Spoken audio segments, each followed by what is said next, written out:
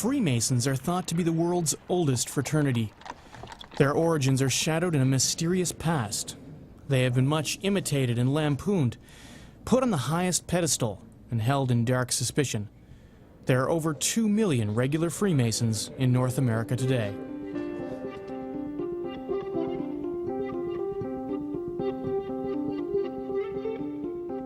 Freemasonry may be the world's oldest secret society, but paradoxically, it is also the most well-known.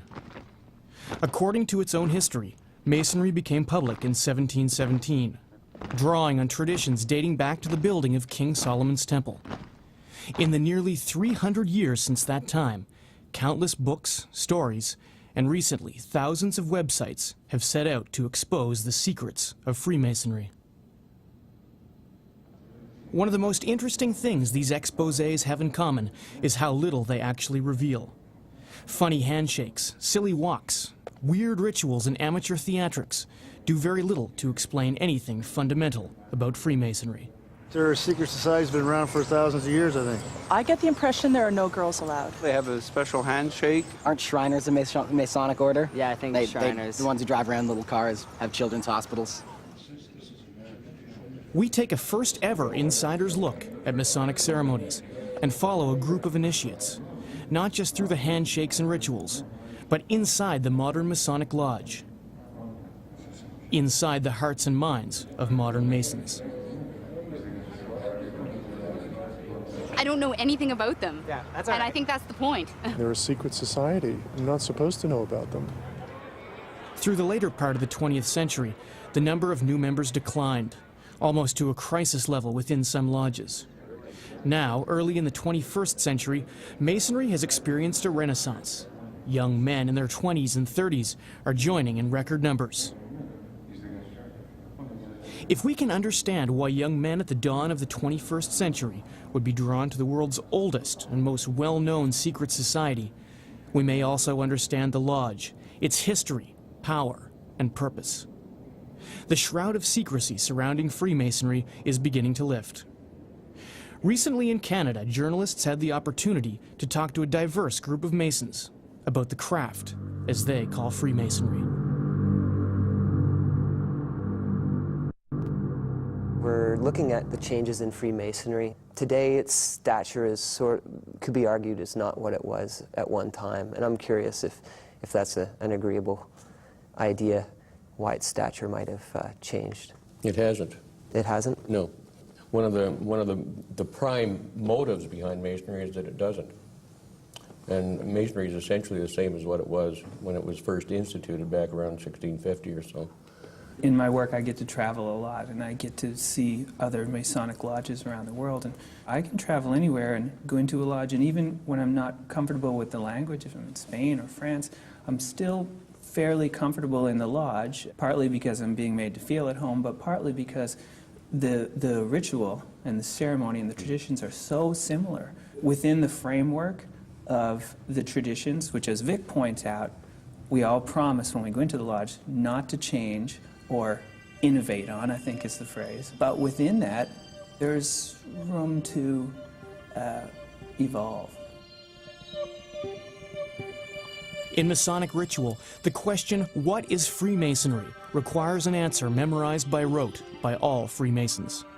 A peculiar system of morality, veiled in allegory and illustrated by symbols. It's a poetic and pat answer, but it does little to explain, even to the Masons themselves, why the organization exists. Think of what a radical group it was at one time, and then how it's now, its whole purpose is to preserve it as in a stasis, Well, but it's become this, perceived as this conservative. I like to think of Masonry as like an historical fire axe, like break glass in case of fire. Like, so if you're in some really hard times, like where I believe the Western world was in the early 18th century, Mason can come along and do a lot of good stuff just by talking about liberty, equality, faith, hope, charity. And that century ended with a lot of change brought about under the influence of men who are also Freemasons. I think that's But were they that's speaking the out in square. public, or they weren't? They were just bringing about, they were people who were There were men who were Freemasons bringing about change. Well, was Ben Franklin speaking in public? I think so. Yeah. As a Freemason? He spoke his ideals, and I think this is one of the interesting things about the lodge is how many of its ideas spill over into popular culture. I had a friend told me that they're like the mafia, but I think they're just rich old men. They're pretty much like the Stonecutters from The Simpsons, if I'm not mistaken. Or the Loyal Order of Water Buffalo from the Flintstones. Yeah.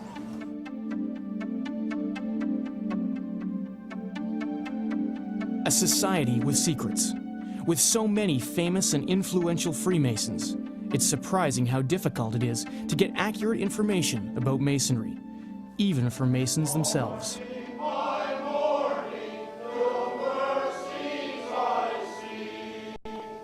I've been a Mason for 52 years. Wilf Creighton has been a Mason in Canada for over half his life, which is impressive at 100 years old.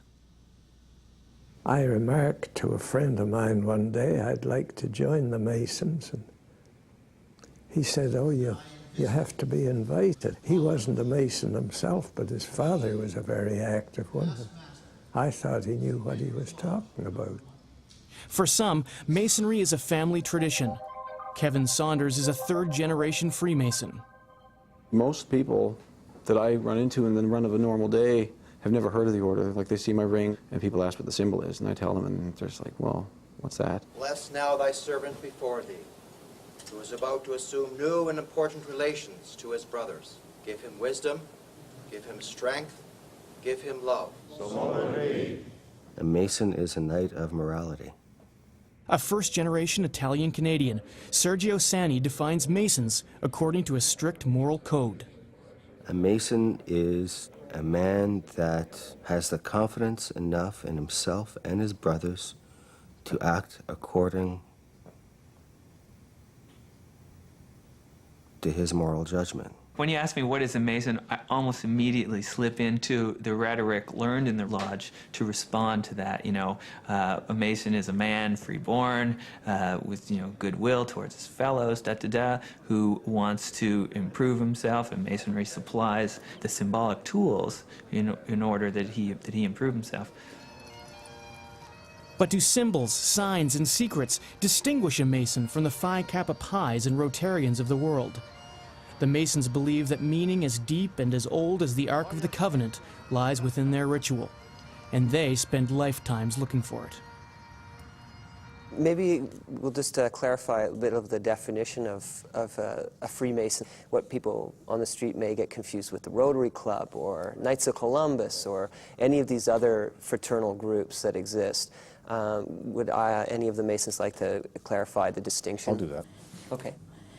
Rotary Club is a service club, largely consists of businessmen who get together to basically schmooze as well as to raise money for good projects. So there's no, as far as I know anyway, any kind of spiritual element to it. The Knights of Columbus is a purely Roman Catholic organization. The Masonic order is something that certainly includes elements of, charity, raising money for good projects and that sort of thing. Masonry is not a service club. We do not network for business reasons. We network because we want to share the same kind of spiritual and moral experiences with people that are close to us.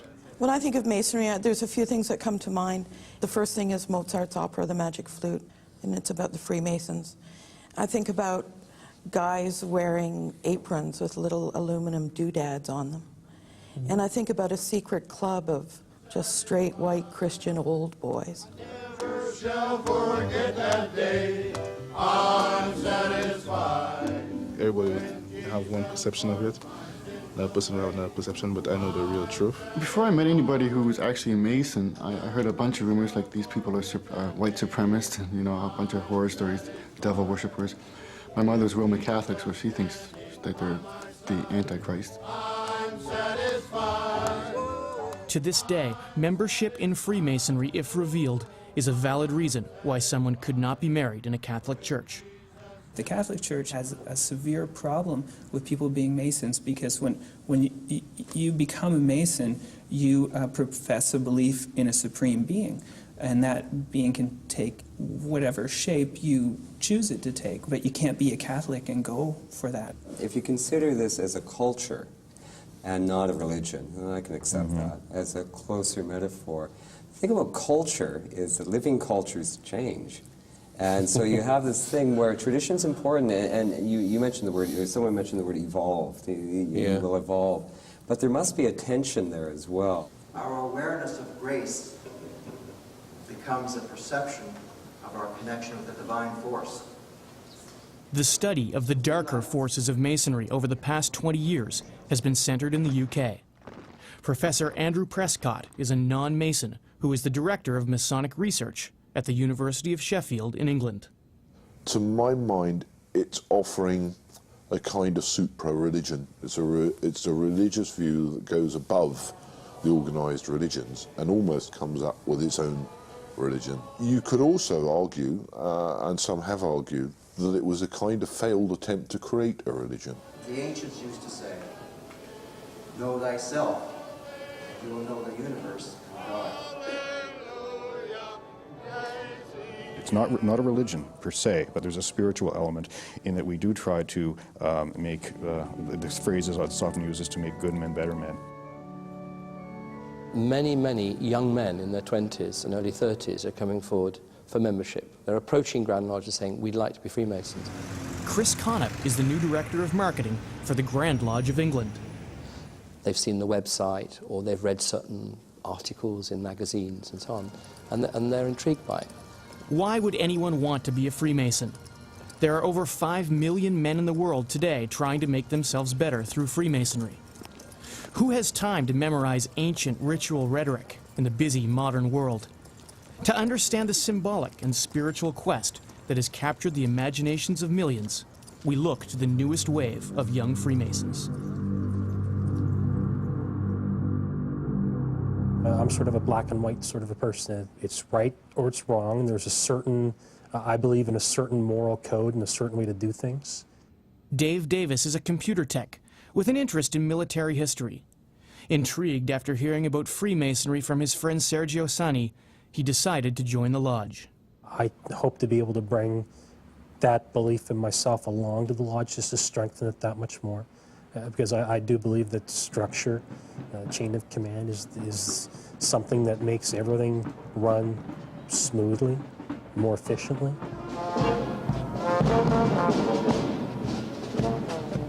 We are learning music, military music mostly. It's a cadet band, sea cadet band, and this is our rehearsal night, Sunday nights. Here it goes again! It's gonna happen again! Wes Mackey Jr. is a well-traveled big band musician who now leads a Canadian military cadet band. I give the musical direction and leadership direction, I guess. Try to build make good citizens as confident young adults. Do not go past the point where you started, eh? Because we have to line up again, and we're not lining up. So do not go Like many traditional big band jazz musicians, from Duke Ellington to Oscar Peterson, Wes has decided to join the Brotherhood of Freemasonry. Part of the reason why I did join was because it was a men's-only organization, once I knew what it was all about. And that's because I think, especially today when fathers are away from families, I think males still need a bonding thing of some sort. They're not like women where they can just hug and cry together. They gotta actually have something to organize and do together. But I think mostly I joined just to improve myself. Self-improvement is often a spiritual journey, wanting to feel part of something larger. This search for spiritual belonging led Aldrich Benson to Freemasonry. I don't know, I was actively involved in my faith. I'm Catholic, and I haven't been doing it for quite some years. Not that I've lost faith in that particular religion, I guess you could say. But I miss the whole doing things for others.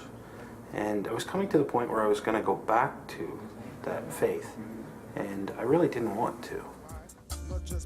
After leaving his home in St. Lucia, Ma Joe Gifford is exploring the world and music. Leave a memory. The memory of you will always stay. The memory of you will never be torn. Maybe listen in heaven, you'll never be gone. A dedication to you, my brother, the legend. I know you will definitely live on. His journey has led him far from home and the lodge of his father, but he sees Masonic connections everywhere in the world. The more you learn about the world and different topics in life, you get a different perspective on it. I grew up being a Catholic. I was always in the church, and I was actually supposed to become a priest, but I started delving more into religion, and it didn't make sense to me actually that religion is just basically a way of bringing people together. As an officer, he should remember, first of all, that he is an individual Mason, sharing in that respect a common lot with his brethren, and therefore interested in the welfare. In Masonic literature, it says, to be one, ask one. Even for those with Masonic friends or family, joining Masonry must be done by application and secret ballot. If a black ball appears in the ballot, the candidate is blackballed, rejected from becoming a Freemason. No explanation, no discussion. I felt that I was let into something wonderful. It was quite an experience because now I can look at him and we'll say, hey, you know, we were there together on that night. The accepted candidates then begin the 3 principal degrees of Freemasonry: entered apprentice, fellowcraft, and master mason. I wasn't really worried about what was going to happen studying for the first. The majority of it was getting through the text, through the literature. As far as some of the words and the phrasings are still Old English. So the biggest thing about it was standing there in the lodge, come lodge night, when it was time to perform. Or just the fear of the unknown. Most people don't actually take things too well if they don't know exactly what's going to happen. So you're very nervous. In traditional Freemasonry, each of the 3 degrees takes place in the lodge and consists of a ritual and an allegorical play, followed by a study period of up to 3 months between each degree. In this period, the new Mason is expected to learn every element of the ritual work, word for word. On the night of my first degree, the place was full of people wearing suits and tuxedos, and some of them were wearing aprons with gold all over them and collars around their neck with gold chains that looked like the Lord Mayor. Brethren, I now declare this lodge duly and properly open, and that for the purpose of Masonry in the first degree. During the first degree, they put you through about a 5-minute play. You play the part of a poor blind person, so you don't have to really know your part to play it well. You're basically entering this blind. You don't know what's going to happen, what they're going to do to you, if it's going to be like a normal fraternity where you have to, run through the streets naked. You know, you do hear all the stories about the secret societies and all that stuff, and I wasn't sure what the initiation process was going to be like, so I was a bit nervous. And the first goat I seen, I was going to be out that door. The night before my first degree, the man called and he said, Mr. Chisholm, are you coming to the first degree? I said, yes. He said, well, I just want you to be there at 7 o'clock and make sure you're wearing clean underwear. Oh, what do you mean by that? And the man spoke purposefully to spook me, but the point was I was going to be expected to change in a changing room, in a men's changing room where there would be other men doing the same thing. They may have joked and things like that outside, but once I was in with the brothers, it was a very solemn occasion, and it impressed me deeply. And the apprehensions that I had before my first degree and that I had discussed with the brothers that I'd approached about becoming a Masonry disappeared that very night. In the first degree, the candidate is prepared, one knee bared and blindfolded to symbolize the conditions under which we enter the world, naked and unknowing. He is then led between 2 pillars, representing the pillars of King Solomon's temple, to an altar of truth, where he is brought to light and then given basic instruction. A poor candidate in a state of darkness, who has been well and worthily recommended, who now comes forward of his own free will and accord. After the first degree, I felt very elated. Like, it was a different experience knowing that I went through at least one barrier. Having been kept for some considerable time in a state of darkness, what in your present situation is the predominant wish of your heart? Light. light. Brother Junior Deacon, let that blessing be restored. As you get to talk about this little play, this allegorical play, it's drawn to your attention, you know, did you notice how this was connected to that, and how when this man said this, then that man said that? You can go through your life and everything seems totally, you know, disconnected sometimes, but perhaps if a wise enough person were to reveal the rhyme and reason to it to you, then you might see that everything in life is interconnected, and all the people and places and all the things you do and your actions are all connected. And I enjoyed it immensely and couldn't wait to go back to the next degree. Under the square and compass and large letter G, the apprentice is shown the basic working tools of operative Masons, and the symbolic meaning of each is explained in painstaking detail. I now present to you the working tools of an entered apprentice Freemason. The 24-inch gauge is to measure our work. The common gavel to knock off all superfluous knobs and excrescences. And the chisel to further smooth and prepare the stone and render it fit for the hands of the more expert craftsman. There may well be more young men today interested in the spirituality and traditions of Masonry, but the Masons are also making it easier for them to join. The Masons are changing. I guess the big joke is something like, how many Masons does it take to change a light bulb? They looked at it, change, right, which was the answer of change. And I think they're going to change. I think we have to change it as an organization. You see, the problem is that philosophically, it's saying preserving an ancient tradition of Masonry. As in everything else, the essential philosophy doesn't need to be changed, but things can change around it. Frankly, we have to change. You can't live on 1900 attitudes in 2003. And that's where the problem lies, you see. And it's going to take another generational change, I believe. And then you're going to see people coming in. The biggest change in Freemasonry in the last 40 years is the idea that the 3 ancient degrees could be delivered to candidates en masse. Dozens or even hundreds at a time condense months of traditional work into a one-day ceremony. It's an experiment in mass production being tried by a few lodges, notably the Grand Lodge of New York.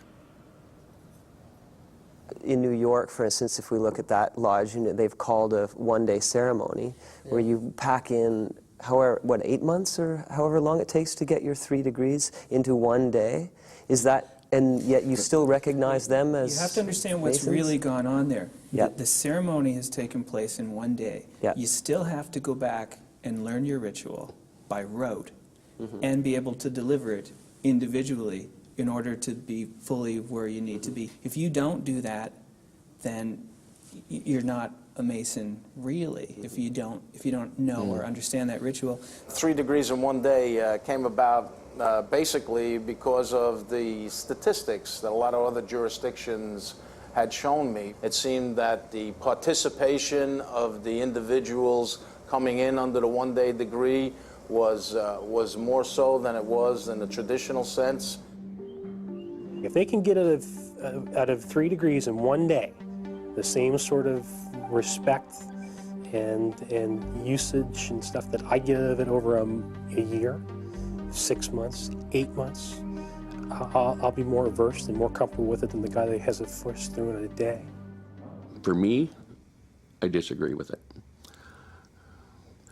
But I'm not sure that I'm going to disagree with it tomorrow, you know, because I really change. And there's a major discussion going on in Masonry about right now about whether this is really the thing to do. And right now, I don't like it, because I think that people that want to become Masons can become Masons in the old traditional ways. We're struggling right at the moment. It's a different age, and the young people are so busy having to scramble to make a living. They haven't the money or the time. The importance of the time sequence, and either taking a first degree now and then 2 or 3 months later taking a second degree and 2 or 3 months later taking a third degree, was a reason that they felt was important to them, that they couldn't spend that kind of time putting the degree taking the degree. In other words, what they wanted was they wanted to become a Mason right away, and then they could get involved and participate, and mainly because of the busy schedules. The whole idea of a progress through the degrees that offers moral and spiritual enlightenment of different types, the idea that you can, as it were, mass produce it, has seemed rather baffling to some British Masons. It's an interesting new development. You've had the opportunity for the last 40 years to prove that the way you're doing things in a fraternity is the right way and it's working. And obviously we saw that it wasn't working because we weren't bringing in enough members. The average age of a Mason in this fraternity today is around 68, 69 years of age. If we don't have enough Masons coming in, because if we don't have as many guys coming in, then it's just going to be a dying organization. But what difference would it make to the world if this ultimate old boys club died off with its aging members? For young Masons, the answer lies within the secret rituals about to be revealed to them.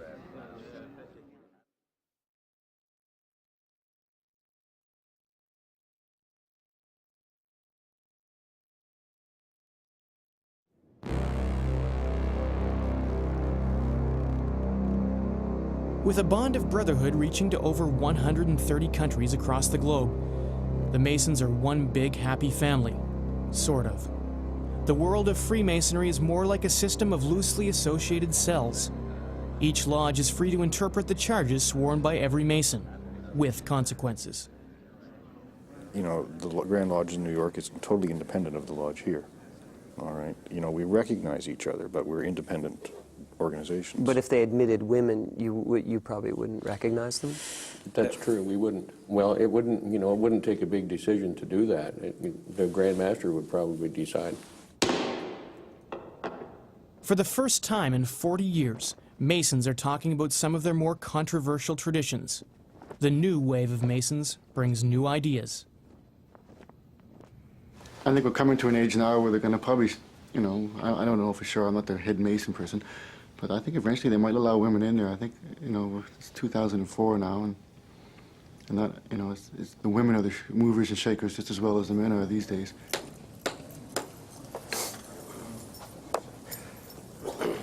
Why must it be a brotherhood, though? That's what I'm not quite sure I understand. Is what is the advantage of having it just men in terms of its purpose?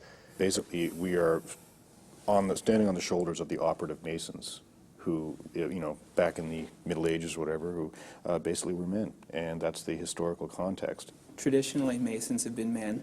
As it stands right now, in this year in Halifax, Masons are men. Will it change in the future? It's interesting. We should all watch and see, maybe. Yeah. See, that's the part that people don't understand when they say, how come you don't let women be Masons? Because if we did, we wouldn't be Masons anymore. One of the things that we agree to when we become Masons is that this is one of the precepts. What really matters is the stature among Masons. The perceptions of society about Masonry really are of little concern, except for the fact that we wish to be perceived as good men.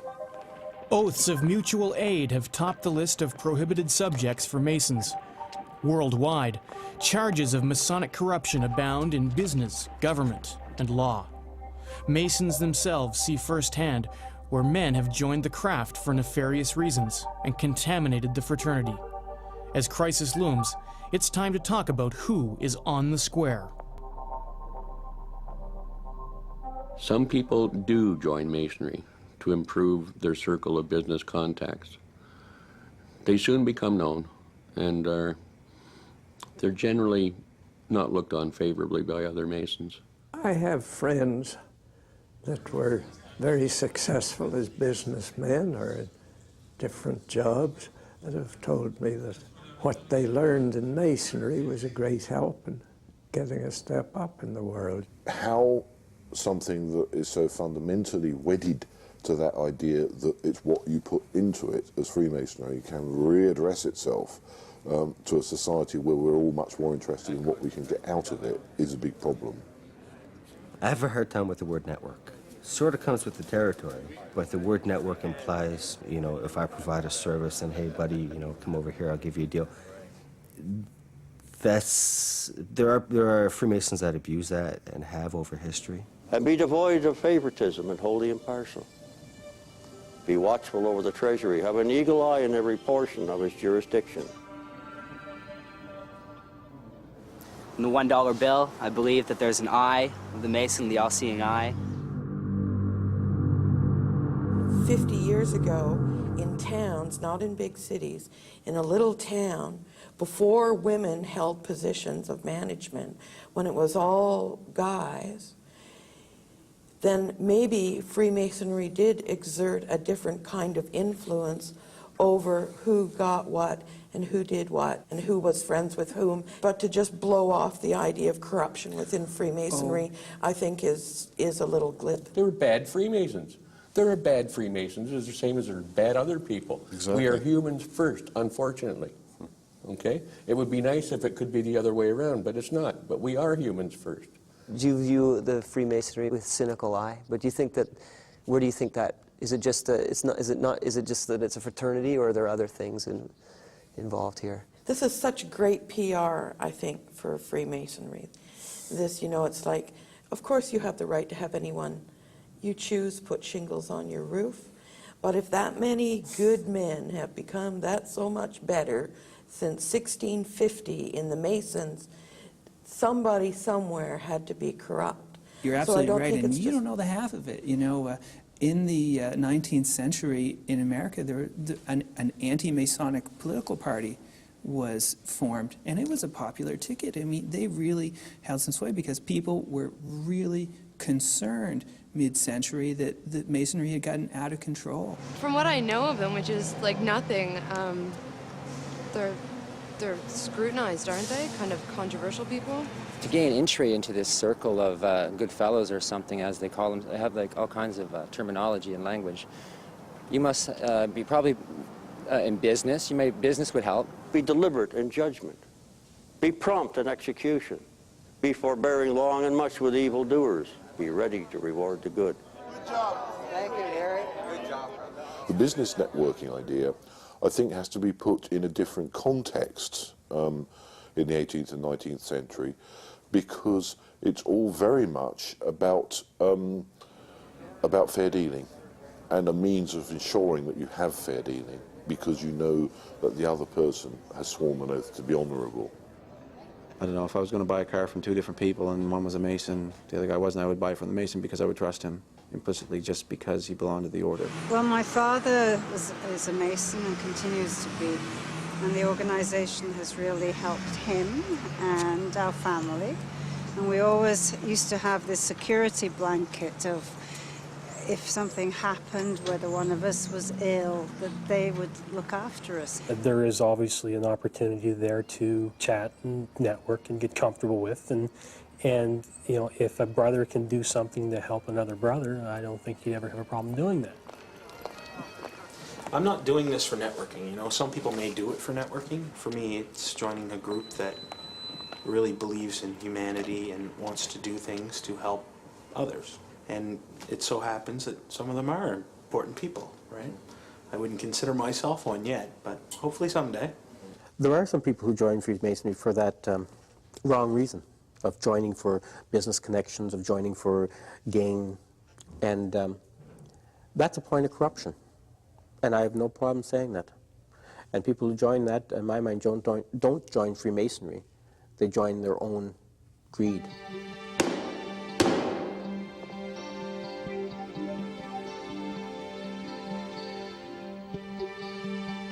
In the second degree, initiated fellowcrafts stand on the symbolic porch of King Solomon's Temple and get their first glimpse into the inner sanctum of the Mason's Lodge. The second degree, that entailed a lot of studying, a lot of memory work, a lot of dedication and discipline. That's what sort of comes with the territory. The memorization is similar to what you've already memorized. I've already memorized. But that's all I really know about it. It's going to be more symbolism and more memorization work.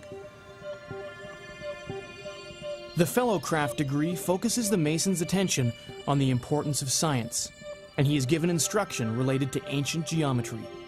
Freemasons believe the letter G symbolizes the great architect of the universe, God, and geometry, the measurement of the earth and all things in it. In this way, they believe the G represents the connection between the earthly and spiritual aspects of existence. I now invest you with the distinguishing badge of a Mason. Passing that second degree, I really felt that that was a huge accomplishment for me. It being the badge of innocence and bond of friendship, and I strongly exhort you ever to wear and consider it as such.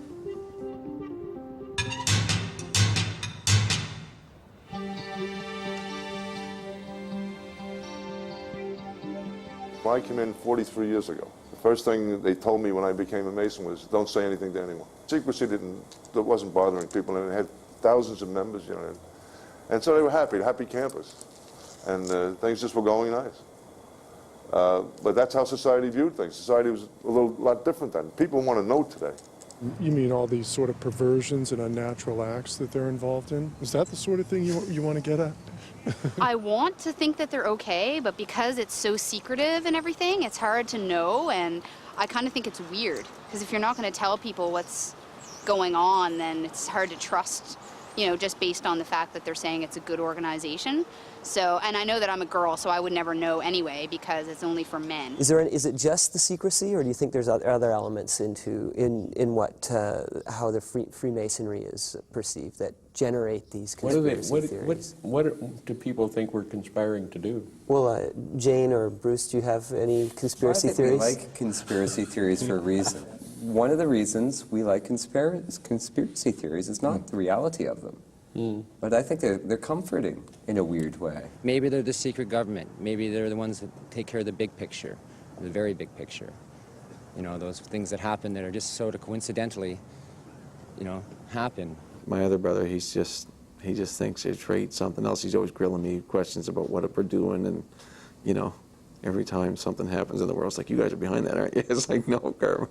So. In terms of power, I don't think that there's this, you know, like, there's this group of people that are kind of pulling all the strings of government or anything like that. And certainly in terms of that kind of thing to get out of Masonry, that's what there's not too many people that are into Masonry for that. And if they are, there's something wrong. They're not in it for the right reason. Most people who are not Freemasons have never discussed Freemasonry with a Freemason. But I think we've got to change that. I think, you know, the members themselves have got to talk about what they do. Not everything, but what they do, what Freemasonry stands for, the values of Freemasonry. Some of the things that we're talking about today are really personal with me, okay? But what we do is we try to maintain through our contact with our inner self the continuity of the ages that has helped develop human knowledge. So it's not a secret, really. Brethren, behold your Grand Master. My father would never let us touch his case, but we did on occasion have a peek inside, and there was an apron in there with all the medals.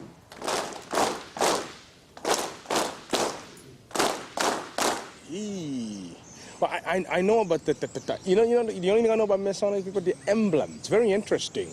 I have no clue what it means, and I know that a lot of presidents are Masons, in U.S. anyway. You reveal yourselves to the society is one thing, but the Vic will not talk about the meaning of any of the symbols. The whole thing about symbols is they're not completely ineffable, but you can't just chunk them down into a couple words. So if Vic says to you, oh, this symbol means this, then he's already done a disservice to the symbol. We're very proud of this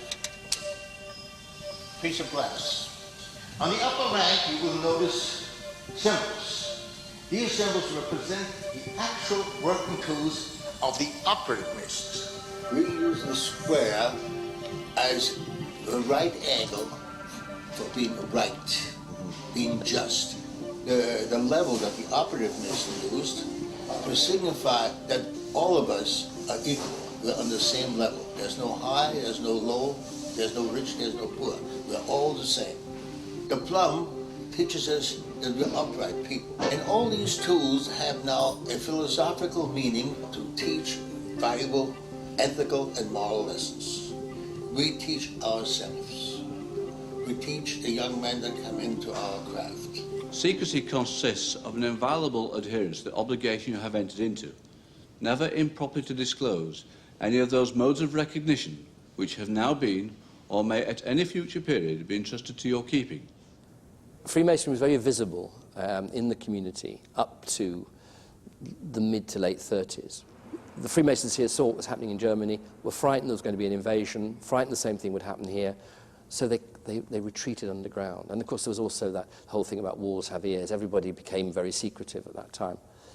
And in 1945, when the war ended, for some strange reason, they didn't come out of the shadows. They stayed where they were. So for 40 years, until about 1984, Grand Lodge here had a policy of no comment. And really, it's only the last 5 or 6 years we've been much more open. And we've now got our own website because we feel we've got this wonderful product to sell. I mean, it is just a wonderful organization. Most Masons are on the level, but the ultimate test of a new Mason is when he is given the 3rd degree.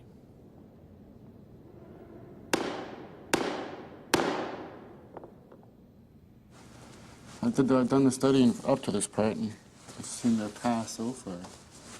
Now it's just a matter of showing up and be able to make it all the way through the next degree.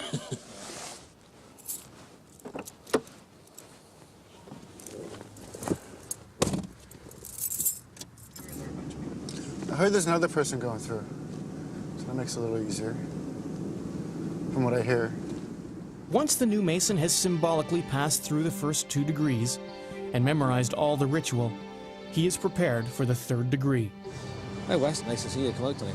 It's been a good turnout. Looking forward to seeing Bruce. Yeah, Bruce has come down from Truro, and Phil said he may be in, so it may be a good turnout tonight. Every regular Mason in the past 300 years has been given the 3rd degree. Millions of men worldwide have experienced this epic test of faith, hope, and charity. Nothing about Masonry is more shrouded in mystery and folklore. Nervous, though. Nervous enough to win you, even though you're ready. I didn't do jack until yesterday, and I spent 3 hours. It's not like you.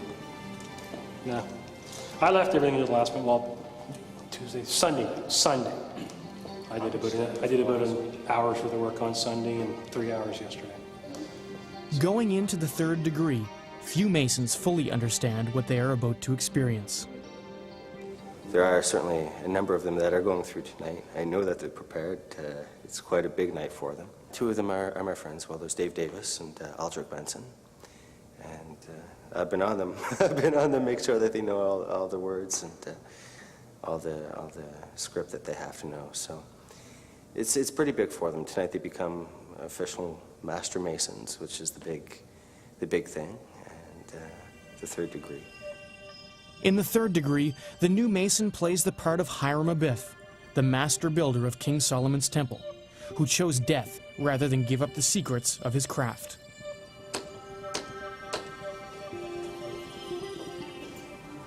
You will kneel at the sacred altar, place both hands upon the volume of the sacred law. You will say, I pronounce your names at length, and repeat after me. The presence of Almighty God, and the Grand Lodge. When his body was found by fellow Masons near the temple, Hiram was raised in a secret ceremony using a special grip and given Masonic burial. So how'd it go? Oh, well. Yeah? Went okay. Had my moments in the sun and not in the sun, but it went well. It was just all excitement. No more like hesitation or feeling all flustered. You just went in all excited, knowing you was going to get the 3rd degree and be in the whole thing. I felt more part of their group there. They all made me feel welcome from day one. I'm starting to feel like part of the family now. I consider every one of the brothers in the lodge a friend. Friends that I'll have for the rest of my life, because I'm thankful for that. It's hard for me to warm up to people, and these guys don't make it hard at all. At the end of that 3rd degree, everyone in the lodge stood up and came over and shook my hand and welcomed me as a brother. It felt like I belong, and I do belong. Quite something to feel you have brothers, you have people there for you, for moral support, for physical support, like, you know, if your house fell over, whatever the case, you know, your brothers would be there right away. Should you, at any future period, meet a Mason in distressed circumstances who might solicit your assistance, and you will cheerfully embrace the opportunity of practicing that virtue which you have professed to admire. The most interesting thing will be to come back in 5 or 6 years and see how many of them have stuck with it. Historically, Masons have often taken great pride in very long periods of membership. 50, 60 years, you hear people celebrating that sort of length of time. For more than 300 years, Freemasonry has publicly and privately demanded the highest standards of integrity from its members. Some people come to lodge because they want that living space, and they want answers. And sometimes Freemasonry gives you philosophical answers that are interesting to explore. If as many young people would know what Freemasonry is about, then would have many lodges full of energy. It's a great pleasure for me to present you with your collar and jewel of your office. Congratulations, my brother. You have to be a good person. You know, your proposal and second have to be sure that you're a person of integrity. And these are people of integrity. Ever mindful, though, that while he is elevated for a time above his fellows, that he is elevated by them. And he is yet a craftsman, more sacredly bound by a craftsman's obligations. You see, Freemasonry is definitely an old thing. You know, I think modern day is very much a disposable sort of mentality. You know, you buy something, you throw it away. Freemasonry is the opposite of that. It's a lifelong commitment. I think that we can all look in our lives, those of us who are non-Masons, and think to ourselves, okay, where have I experienced something that sounds, you know, like the concept of haven, which is something that I think everyone can subscribe to. You know, when I became a Mason, the first night when I took my first degree, that's the thing that sticks in my mind. These guys want me to make a promise to them and not to break it all your life. We're here to fit ourselves as living stones in that spiritual building, that house not made with hands, eternal in the heavens. There you go. I love that one. Yeah.